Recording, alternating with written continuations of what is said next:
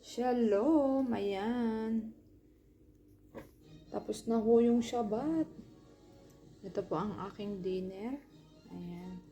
Ito po yung niluto kong schnitzel at chips. May natira pa po. Sayang naman. Kaya kakainin ko na ngayong gabi. Tapos ito po yung kaninang kinain namin Shabbat.